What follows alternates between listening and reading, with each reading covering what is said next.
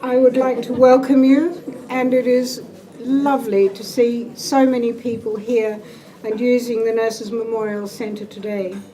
In particular, I'd like to extend a very warm welcome to our past board members, our members, the students, and friends of the Nurses Memorial Centre.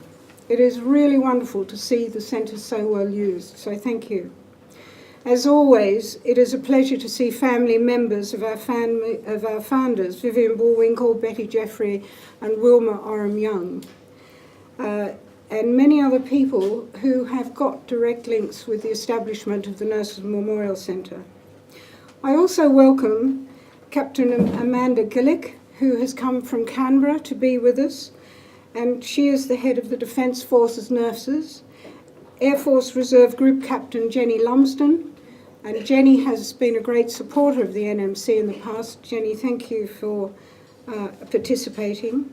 Hospital Ship Centaur Association, Mr. Tony Bracken, Mr. Joshua Pools, Director of Veteran Affairs in the Premier's Department, Lieutenant Colonel Loreen Grimes, but I'm not sure I've seen her, Major Maggie Moore, Mr. Darryl Pinner, Colonel Jan McCarthy from the Returned Services Nurses and the Australian College of Nursing.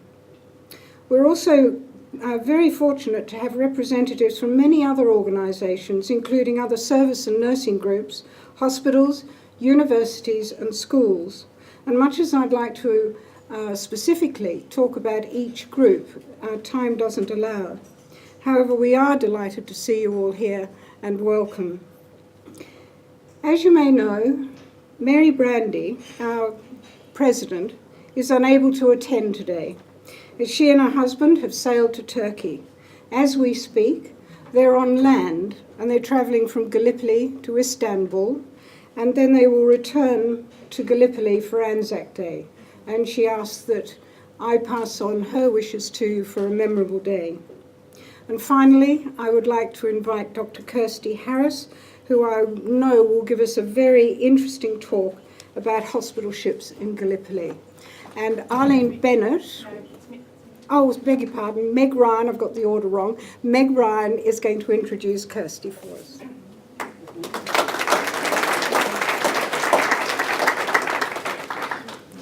Arlene and I can manage. Welcome everyone. It's my honour to welcome Kirsty Harris. Dr. Kirsty Harris is an honorary fellow in the School of Historical and Philosophical Studies at the University of Melbourne. She was awarded the 2008 C.E.W. Bean Prize for Military History for her PhD on the work of Australian women in World War I, published as More Than Bombs and Bandages. This is Kirsty's book, and there are some here, and she's happy to sign them if you'd like them signed. They're available at the rear of the room. Kirsty has published academic articles on military nursing work, including invalid cookery, British-Australian nursing relationships, nursing at sea, and post-war work. Her research interests include the experiences of Empire women at Gallipoli in 1915. Please join me in welcoming Kirsty to the podium.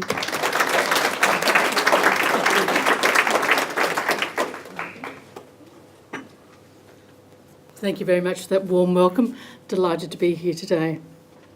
Today we are commemorating ANZAC Day, the day we remember those nurses who served and those who gave their lives while serving in Australia's Army, Navy or Air Force, or in related organisations, such as the Red Cross. This year is particularly poignant as we remember the ANZAC soldiers who served 100 years ago. But there are another set of ANZACs, those nurses who served on the hospital ships and on Lemnos Island who are entitled to wear the ANZAC A on their uniform. And hopefully everything works. One shown in this picture is Muriel Bradbury from Tasmania. In April 1915, 18 Australian nurses sailed to Lemnos under secret orders, and on the 25th of April they waited on the British hospital ships, the Cecilia and the Gascon, to serve their part in the campaign for the Dardanelles. 4 of the nurses were privately employed by Mr. Fred Bird, a notable surgeon of Spring Street, Melbourne, who had gone to war with his senior theatre nurses, who became known as the Ladybirds. The 14 nurses of the Australian Army Nursing Service on the ships were volunteers for sea service from No. 2 Australian General Hospital in Egypt, and, according to a senior medical officer, were chosen as they were superfluous to the needs of the hospital at the time. It was envisaged that military hospitals would soon land on the peninsula, and the hospital ship work would largely be that of transport duty, and serious nursing would be unnecessary. We now know that this was not the case. I recently found a letter written by Sister Ella Tucker from Tasmania, who had joined the Cecilia just before the campaign began. It was a multinational experience for her. She wrote that most of the ship's crew were Indians, also the ship doctors' orderlies, dressers, waiters and stewards. And I quote, "The colonel and medical officers are from India, but of course imperial men. Colonel Bird and his son are Australians, and there are 12 nurses. The boat is fitted with 5 large wards, with 2 officer wards, special wards and a nice little theatre. One night at sea was fairly rough, but everybody was able to appear at table. We were very keen to do so, as we were chosen on account of being good sailors." She was then transferred to the hospital ship Gascon and went up to ANZAC Cove on the 25th of April. She wrote in her letter that the ship was right up in the firing line of the Navy. About 2 a.m, the first shot was fired. About 9 a.m, the first patients were brought on board. It was awful to see them, some with scarcely any clothes on, blood pouring in all directions, some limping gaily along, others with an arm bandaged. Several died as they came across in the boat to us. It was absolutely grand to see how game they were. I felt just proud of being an Australian and owning them. But they just poured into the wards all day. My ward holds 96 and I was responsible for about 40 on deck. I had 3 orderlies and a sergeant major to assist. She described life at ANZAC Cove for a hospital ship nurse on that fateful day. The deck was just alive with patients lying on mattresses. 530 patients, though our boat was only fitted up for 400. You can imagine how we all worked until we got to Alexandria, again early on Thursday morning. Landing the patients was a pathetic sight. Hardly any of them had shirts. They were so blood-stained and torn, they had to be thrown overboard. Others had coat and trousers split and hurriedly sewn over. Some were minus a boot, and very many were minus socks. It took hours getting the stretcher cases off. She also noticed, sadly, one day we had to bury 6 at sea, and another day several. And you can note here that they used the Union Jack for the caskets. From this inauspicious start, and within weeks, it was apparent from the number of wounded and the lack of progress forward that an increased hospital ship presence would be required. By January 1916, more than 100 professionally trained Australian nurses had served on hospital ships and on black transport ships, receiving both sick and wounded, and taking them from ANZAC Cove, Cape Helles and Suvla Bay, and transporting them to the safety of the hospitals of Lemnos and Imbros Island, Malta, England or Egypt. Over the duration of the campaign for the Dardanelles, these women served on at least 15 of the more than 25 hospital ships which sailed to and from Gallipoli and comprised the ferry service. As there were few shore-based medical facilities on the narrow beaches of the peninsula, evacuation by sea was imperative. In these ships, with often less than 1 mile from shore, nurses came face to face with the reality of wounded men straight from the line. This meant continuing first aid, such as cleaning wounds, applying dressings until they ran out, pain management, and offering food to men who'd often not eaten for some time. The work was hard and continuous. When off ANZAC and Suvla, these nurses often worked 16 to 18 hours a day. Much of the ferry service was not connected to the experience of the Australian troops. Hilda Samsing from the Melbourne Hospital served on the Gascon in August and went up to Cape Helles. She wrote, "We stayed 6 days, took on 90 cot cases and 230 fleet sweeper men. We had very few serious cases, but all the head cases died. 2 gas gangrene cases, both wounded in the thigh." She was perturbed by those men who died and critical of the medical officers who seemed to just do nothing but leave things alone. It just breaks me up to see the poor boys go. Work on hospital ships was not always predictable. Hilda Sampsing reported, "On the 27th, we left Mudros for Imbros to take slightly wounded and medical cases from the beach hospital. We should have sailed at 8 a.m, but some brass hat left the sailing orders in the typewriter and it wasn't discovered till 8:30 p.m. Then we were rushed off, but it was too late when we got to Imbros at 9 o'clock to get into the harbour, so we anchored on the west side. And at 1 a.m, a trawler came out to us with a load from ANZAC. It was very rough and it took ages to get her alongside. The poor patients were wet and chilled, having had 4 hours getting over, and the decks wet all the time." By this time, the volume of wounded changed to masses of sick men, and she wrote in her diary, "Some are very ill, mostly medical cases, enteric, dysentery and pneumonia. They looked so spent when they came up the gangway that it made me think of dead men, walking in their grave clothes. Their clothes are covered with earth from sleeping and living in dugouts. They do look better today after food and sleep. The greater number of sick men are in the lots below, and we have them sorted out a little and things are settling down." Most ferry service nurses were very fortunate that members of the ship's crews also helped look after the patients in any way they could. Hilda thought her chief steward was a good fellow as he went round all the decks to see that everyone had food. I also want to highlight the personal experience of Sister Elsie Eglinton from South Australia, and it was the biggest thrill for me this week to be contacted by her family. She trained at Adelaide Hospital, graduating in 1909, so she had a great deal of experience to bring to her war nursing. After a month of dealing with Gallipoli casualties at No. 2 Australian General Hospital in Egypt and working at a British hospital in Alexandria, she volunteered for the ferry service. Her letters to her mother at the Australian War Memorial give us a realistic rather than heroic picture of nursing on board ships at Gallipoli. She nursed on 4 British ships because there were no Australian ships up at the peninsula. These were the hospital ship Dunluce Castle, the Gallica, the transport the Ionian and the Gloucester Castle, so she gives us a very rounded view of life at sea. She'd also had the bonus of already working in Egypt with English nursing sisters, who she found most dignified yet sympathetic with the patients and good nurses. You can see here the different uniforms they wore compared with the Australian uniform on the right. So when she joined the Dunluce Castle, although the matron was Australian and there was another Australian sister on board, the rest of the nurses were English. As Ella Tucker did, she quickly found herself on the way to Lemnos, busily making up beds, cutting dressings and getting wards ready for the patients. She did know what was in store for her. She wrote, "We have opened great cases of Red Cross comforts as we are expecting to take on 600 or more wounded." The horror of the war came quickly, with 100 typhoid patients for her to care for at night. And as we have to work in semi-darkness, it's an awful experience. It's impossible to keep them all in bed. They're delirious and crawl around the deck the moment you turn your back. Her writing, however, does not linger on the dreadfulness of the situation, as she keeps her audience, which was her mother, in mind, thanking a family friend for an air cushion which she said eased some of her worst spine cases. And she paid tribute to her British staff, particularly her male orderly, Corporal Mills, who she regarded as splendid.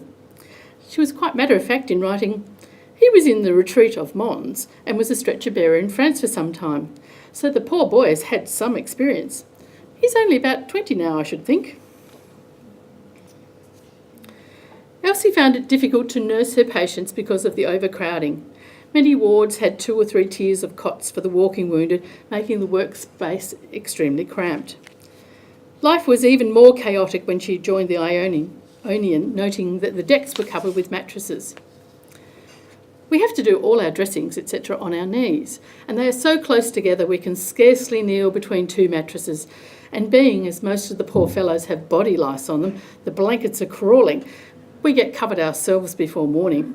So the first thing we do when we come off duty in the morning is to get into a hot bath and scald our underclothes. It's too uncomfortable to try and eat breakfast first." By August, when the big stunt of Lone Pine occurred, she was begging for folks at home to send plenty of face washes in your Red Cross boxes. "We can't get nearly enough to go around. I've cut up everything I can spare, even calico aprons, and then I only have about 10 washes for every 100 patients." But she didn't lose her sense of humour. "Just now I'm making a collection of soap. I had to wash my poor boys with soap that the decks were scrubbed with, and I was lucky to get it, as it's a special favour bestowed on me by one of the stewards. But I am afraid it will shrink the poor boys, it's so dreadfully hard. And at the height of the effort to remove the wounded from the August attack, she lamented, "I often wish I had a dozen pair of hands. I'm sure I could keep them all busy without getting in a tangle." Life aboard a ship off the Gallipoli coast was not entirely safe. The hospital ships were often within range of Turkish artillery, and their soldiers commonly took pot shots at the men. Even in the comparative safety of the ships, both soldiers and medical staff were in danger. German submarines also arrived to hunt Allied ships throughout the Mediterranean during the campaign. The nurses, aware of a possible enemy threat, prepared for any eventuality. At night, the scuttles were closed, and nurses learned that the order, "show no lights," meant there was a risk of submarine attack. Elsie felt that the dim light in the holds made observing and treating her patients harder, but she found her electric torch a great help. We get round the deck with a torch in one hand and just flash it on for a moment when absolutely necessary. Does that work? Some recognition for the nurses' courage and initiative came in honours lists. At least 10 Australian ANZAC nurses, including Elsie, were mentioned in dispatches in March 1916 by Lieutenant General Maxwell for distinguished service and with their skill and fortitude while attending the wounded off the coast of Gallipoli. At the end of the campaign, the Australian seagoing nurses returned to their land-based hospitals. We were all sorry to break up. No one on board ship ever went to bed or off duty till every man had been washed, fed and his dressings done. No one felt for themselves until everything was done, and I felt it a privilege to be so near the front to get them right away. While the nurses remembered their boys and felt pride in their accomplishments, today we pay tribute to those women, lest we forget.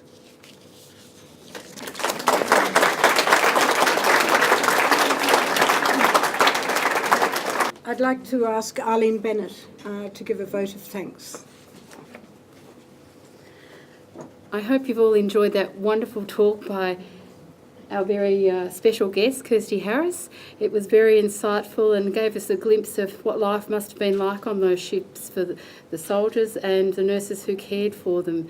And I'm sure that you may have some questions for Kirsty. Sorry, you can't hear? Questions? Questions? Yes. So what was the difference between a hospital ship and you mentioned a black ship? Step up. Thank you.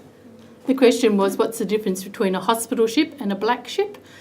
Black ships were transport ships which were converted to use patients, but they didn't have the livery of a Red Cross ship, so they had no Red Cross crosses on them or painted white, and so they could be treated by the enemy as a troop ship, which they really were, but they were just carrying wounded and sick men.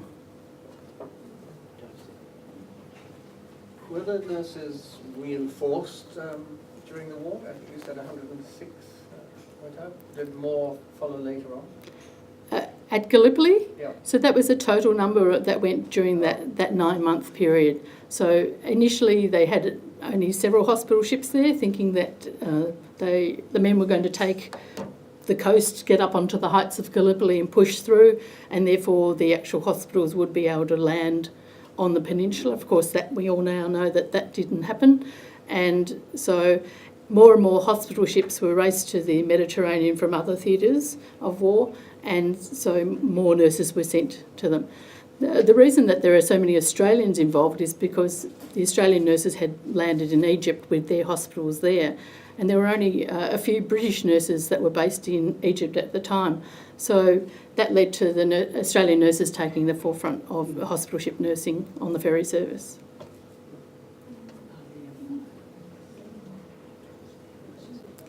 The series that's been on TV recently called, was it the ANZAC Girls or whatever it was? How true to life is that? It's a drama series. Okay. So that's a no then. Are there elements of truth in it? There are certainly... so ANZAC Girls was based on the diaries of 6 more junior nurses who weren't necessarily representative of the wider population of nurses who went to World War So their stories are largely true, but many of the actual factual detail that was included in the program was the sort of thing that you would find in a drama series.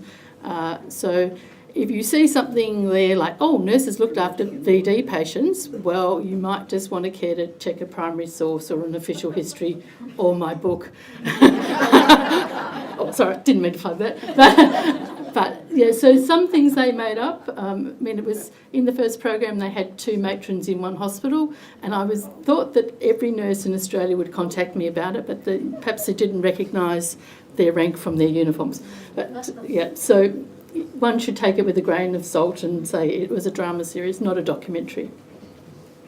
Because you're just following on from that, I was just curious then, because I have watched this episode, but some of the nurses were trained as anaesthetic nurses to administer. So is that... So 9 Australian nurses were invited to take part in a empire-wide anaesthetic training to be an anaesthetist in 1917 when there was a shortage of doctors to be anaesthetists. They wanted doctors to actually do surgery. So I think there was about 100 in total nurses from the countries that were involved. So the 9 nurses trained, they all passed their 3-month course, but at the end of the 3 months, the Australian Army, God bless them, decided that they didn't want women being anaesthetists in Australian military hospitals, unlike the New Zealanders, the Canadians, the Brits. So naturally those 9 nurses felt somewhat aggrieved, but in reality nurses did actually give anaesthetics even in their wards. I mean, there's some horrible stories about patients coming in with stuck-on bandages, and really the only way to get them off was to anaesthetise the patient. So there were opportunities on the wards rather than being actually engaged as an anaesthetist in an operating theatre. So not all was lost. And of course, before the war, many country nurses and matrons had given anaesthetic under the direction of the doctor in the hospital because there was no one else. You know, do you pay £2 to get a doctor from another country town to come and do your operation, or do you get your matron to do it? Matron. Do you have any sense of how Australian nursing changed as a result of this experience? There are several facets to it. Many of the nurses that came back from the war left general nursing. I mean, they were physically and mentally done in because of their experiences. Many of them had worked in places which, like Salonika, a large amount of them had got malaria, and so they, that was a recurring disease they came back with.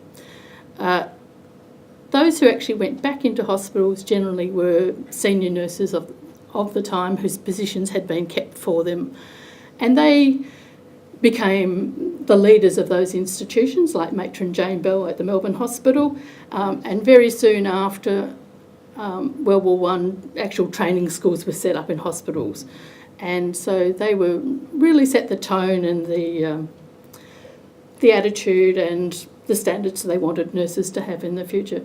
And I mean, it's one of the joys for me.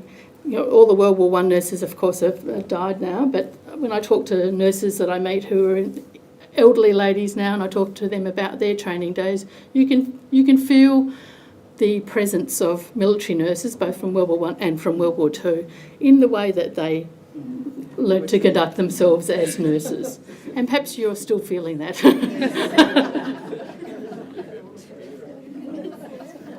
And I've got 2 very senior ladies up the front who are looking bemused. Yes. Any more questions? Thank you very much.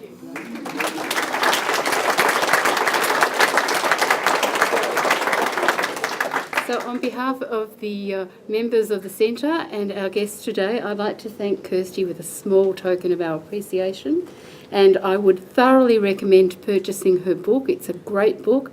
It's got fabulous lists at the back with the nurses who trained at the various hospitals. Very helpful. And it's certainly a very good read. I have a hard copy and I have one on my telephone and Kindle.